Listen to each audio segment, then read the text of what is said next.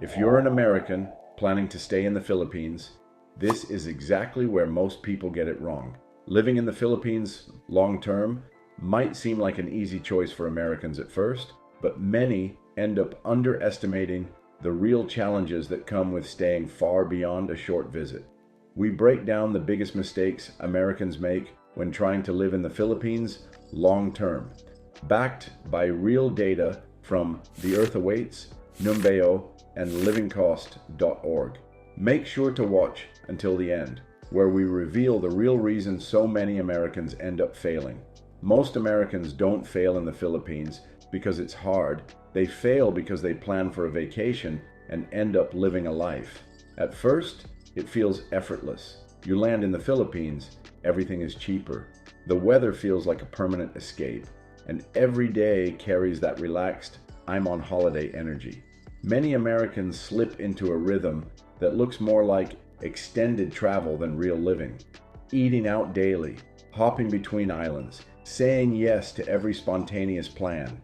And for a while, it works. In fact, it feels like you've cracked the code to life. But here's where things quietly start to unravel. When you treat life like extended travel, you don't build systems. There's no routine, no financial structure, no deeper integration into the local environment. You're not thinking about healthcare long-term, visa stability, consistent income, or even where you truly want to settle. Every decision is short-term because mentally, you're still just staying for a bit. The problem is, time keeps moving. 3 months turn into 6, 6 turns into a year, and suddenly, you're no longer a visitor. You're living there. But your lifestyle hasn't evolved to match that reality. Without structure, small cracks start to show. Expenses creep up, uncertainty grows, and what once felt freeing starts to feel unstable. This is the turning point most people don't see coming, because what works for 3 months doesn't work for 3 years. The habits, spending patterns, and mindset that make a short stay exciting often become the very things that make long-term living unsustainable. The Philippines hasn't changed, but your situation has. And if you don't shift from a traveler mindset to a resident mindset, that dream life can slowly start slipping through your fingers. At some point, the dream shifts from where can I live to how do I want to live? And that's where the next mistake quietly takes hold. It usually starts with a picture: turquoise waters, palm trees swaying, a balcony view that looks like it belongs on a postcard. So you choose a place based on how it feels in the moment. Somewhere by the beach, somewhere peaceful, somewhere that looks like the life you imagined back home. And to be fair, it is beautiful. Waking up to that view feels like you made it, but then real life kicks in. Because what you didn't fully account for was everything beyond the view. Access becomes your first friction point. That quick trip to the grocery store, it's actually a 40-minute ride. Need reliable healthcare, banking, or government services? Suddenly, you're traveling much farther than expected. What felt remote and relaxing at first slowly starts to feel inconvenient. Then comes convenience, or the lack of it. Food options are limited, delivery is inconsistent, and simple daily tasks begin to take more time and effort than you planned for. You start organizing your day, not around what you want to do, but around what's possible to do based on where you are.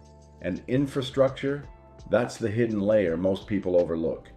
Internet reliability, power interruptions, road conditions. These things don't show up in the photos, but they shape your daily experience in ways you can't ignore long term. This is where the reality sets in, because your daily life matters more than your view.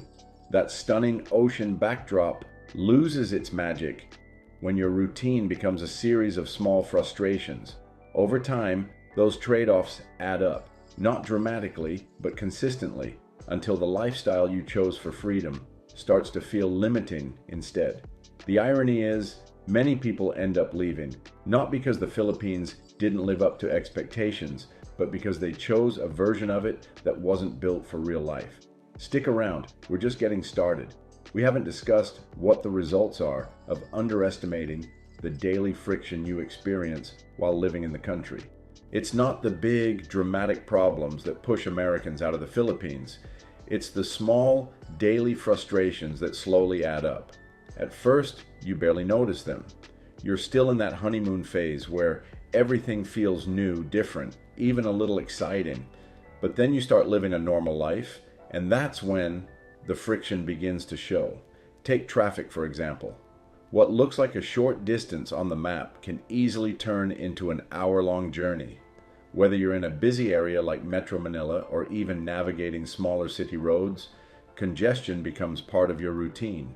You start planning your day around avoiding peak hours, and even then, it doesn't always work.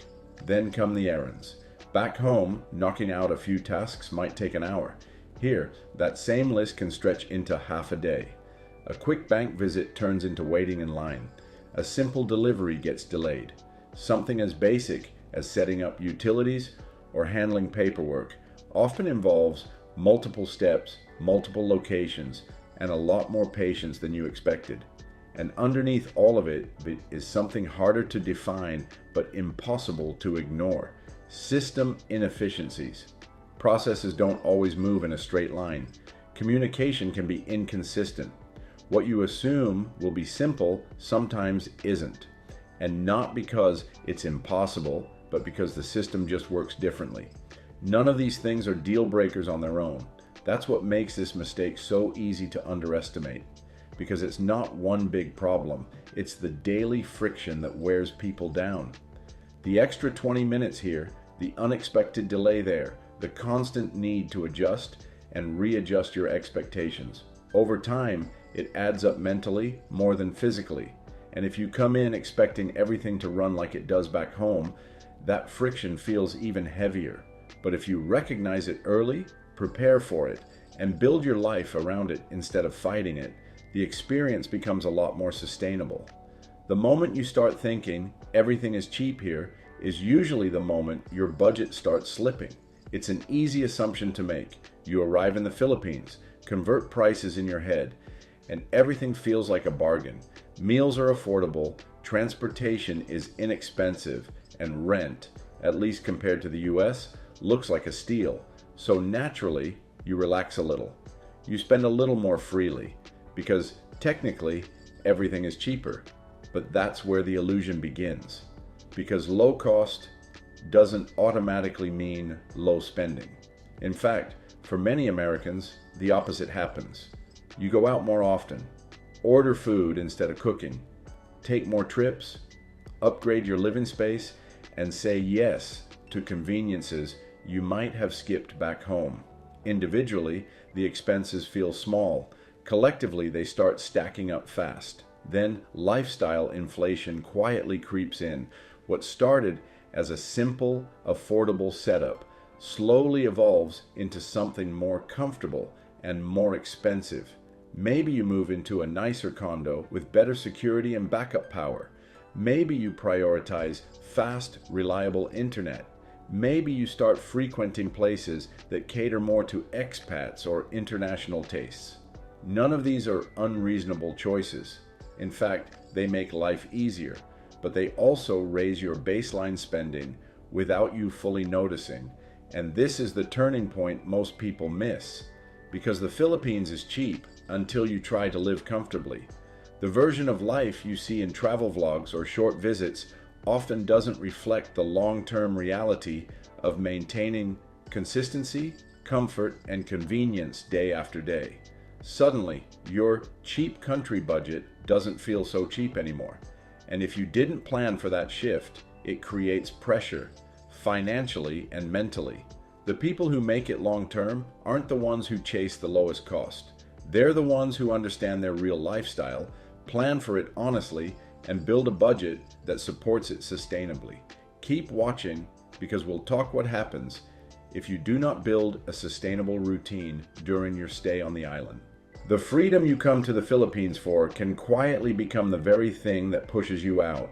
At the beginning, it feels like you've escaped the grind. No strict schedule, no rigid structure. Your time is finally your own. You wake up when you want, eat when you feel like it, and decide your day on the fly. For a while, it feels like the ultimate upgrade to your old life. But then something unexpected happens. Without structure, your days start to blur together. What felt like freedom slowly turns into a lack of direction. You tell yourself you'll be productive tomorrow, or next week, or once you settle in. But without any kind of routine anchoring your day, it becomes harder to build momentum. Then work, if you have it, starts to spill into everything. With no clear boundaries, there's no real work-life balance. You might find yourself checking emails late at night, working at odd hours, or constantly feeling like you should be doing something, but never quite feeling done. And if you're not working, the opposite problem shows up. Too much unstructured time. That's where too much freedom becomes a problem. When every day is wide open, decision fatigue creeps in. You spend more time figuring out what to do than actually doing anything meaningful. The things that once felt exciting, going out, exploring, trying new spots, start to feel repetitive without a sense of purpose behind them. This is the part no one really talks about, because freedom without structure leads to burnout or boredom. Sometimes both. You either exhaust yourself trying to create meaning on the fly, or you slowly drift into a routine that feels empty, even in a place that's supposed to feel like paradise. The people who last long term aren't the ones who chase endless freedom. They're the ones who build a life with intention.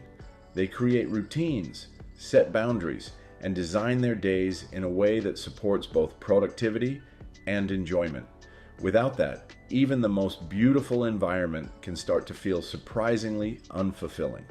Make sure to watch all the way through. You won't believe what happens if you expect US level systems to exist in the country.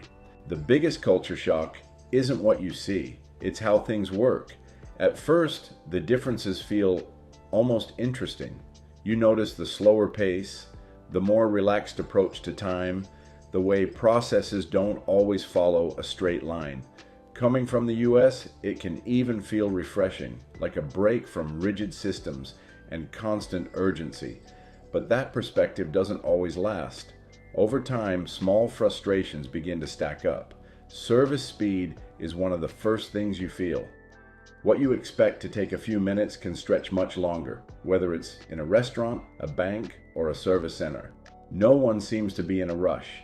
And while that can be charming at first, it starts to test your patience when you're dealing with it every day. Then there's reliability.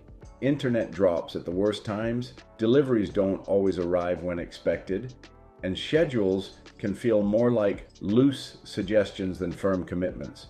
You start building buffers into everything, just to avoid being caught off guard. And the processes, this is where it really hits.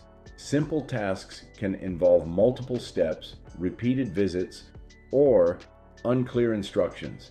Something that feels straightforward in the US might require extra time, extra follow-ups, and a lot more flexibility here. It's not necessarily broken, it's just different.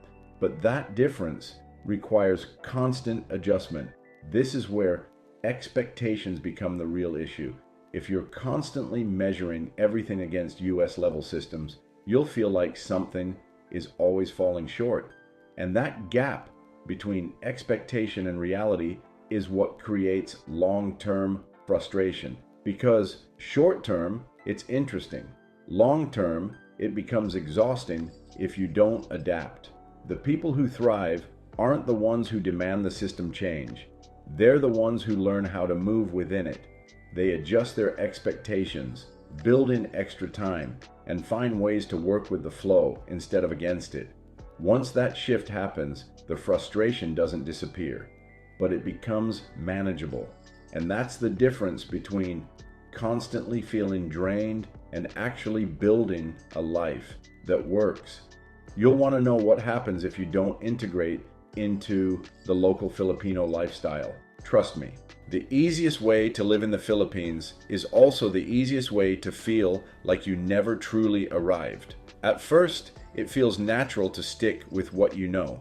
You find areas where other foreigners live, eat at familiar restaurants, and spend time with people who share your background. It's comfortable, predictable, and there's nothing wrong with it on the surface. You still enjoy the weather, the lower cost of living, and the slower pace of life. But slowly, something starts to happen. You realize most of your daily interactions are still inside an expat bubble. Conversations, routines, even friendships tend to revolve around other foreigners who are also just passing through or living a similar lifestyle. You might live in the country for years, but your day-to-day world still feels imported rather than local.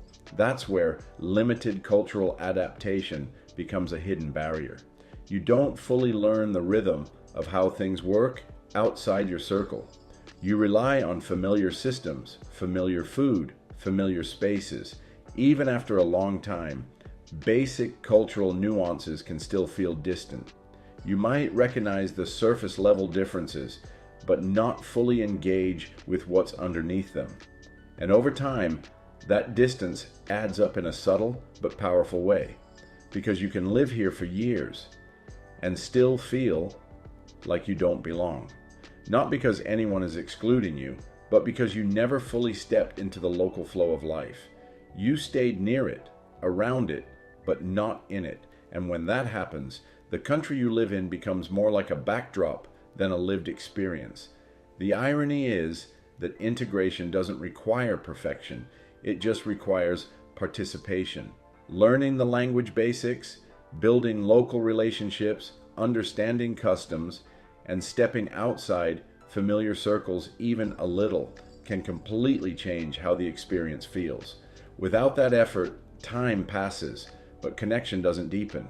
And what could have been a full life in a new country ends up feeling like a long stay in a familiar hotel, comfortable, but never truly yours. You might be astonished by what we reveal as the real reason Americans fail to live long-term on the island. The real reason has nothing to do with cost, location, or even the country itself. It comes down to one quiet, repeated mistake. They try to build a US lifestyle in a country that doesn't work like the US. And that mismatch shows up in subtle but powerful ways. They expect convenience everywhere, like everything should be one app, one system, one predictable process. They expect efficiency as the default, where every task has a clear timeline and consistent outcome.